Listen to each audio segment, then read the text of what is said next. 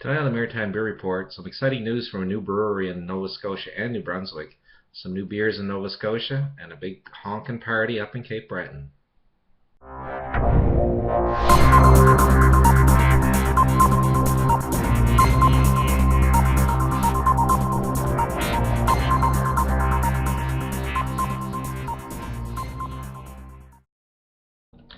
Hello and welcome to the May 30th edition of the Maritime Beer Report. As you can tell, I'm someplace else today.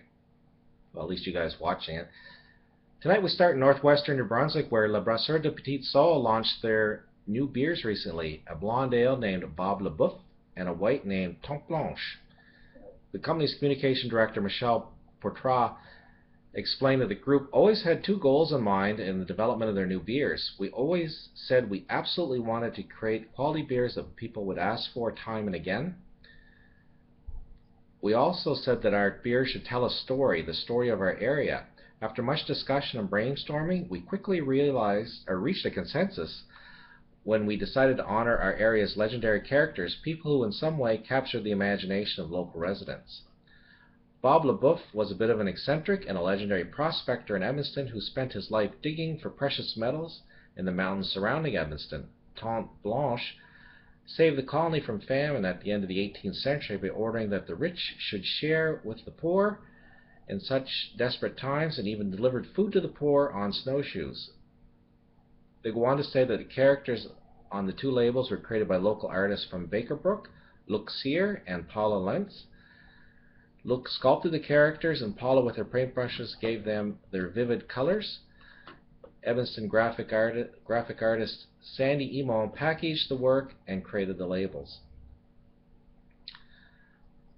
To stay in tune with the nostalgic fantasy of the beer's branding, Petit-Sault brewers will be bringing back the old stubby bottle for their beers. The stubby disappeared from the beer world in the 1980s. We wanted to stand out yet again, and this bottle seemed appropriate for our beer and our branding, says Poitras. The beers should be available in local NB liquor stores as well as the boutique for off-site consumption. Beers will be available in single bottles, 6-packs, 1.9 liter growlers that people will be able to have refilled at the brewery. They still hope to be open in the old police station Edmundston for the tourist season next month. A little downriver, Big Axe Brewery says its Shakespeare Chocolate Oatmeal Stout is on tap.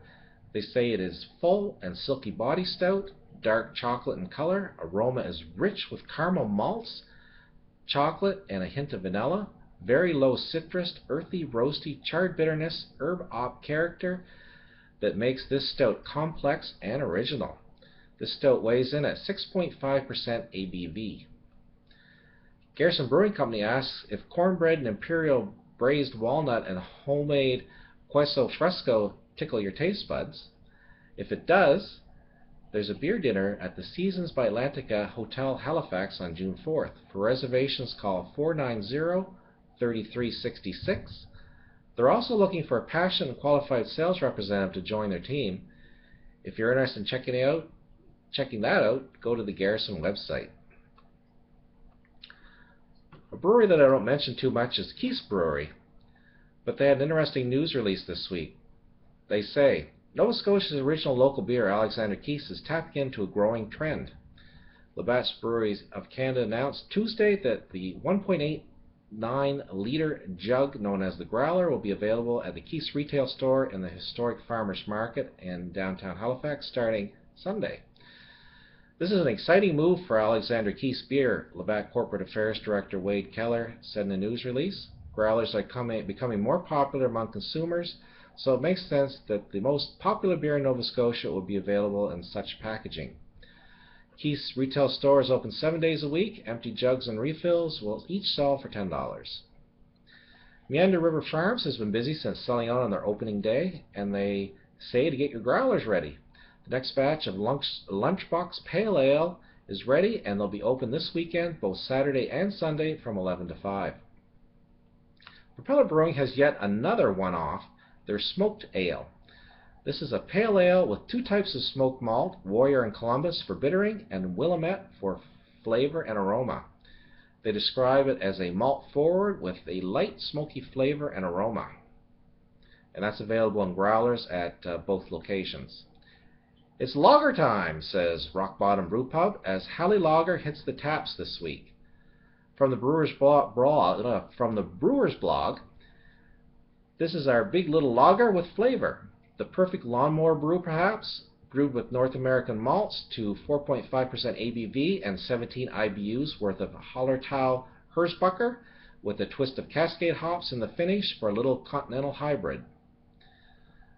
Schoolhouse Brewery is pleased to announce that their beers will soon be on tap in pubs. They will be on tap June 6th at the Library Pub and June 7th at the Spitfire. Their initial beers are the Principal Ale, which is a dry hop pale ale, and the Checkers Ale, which is a robust porter.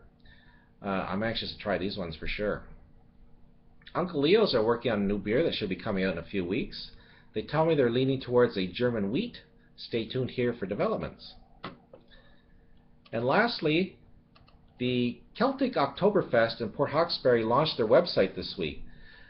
They say, "We're proud to be Cape Breton's first ever craft beer and local food celebration, and we can't wait to share the experience with you on October 25th.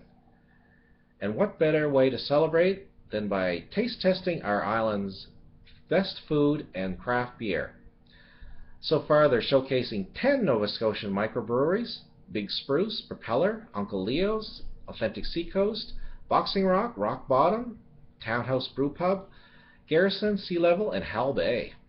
They also have 8 Cape Breton food establishments coming and live Celtic music. It sounds like a blast. Well, that's it. Thanks for joining me this week again. Until next time, enjoy responsibly. And for those at the Atlantic Beer Fest tomorrow afternoon, look for me and say hi.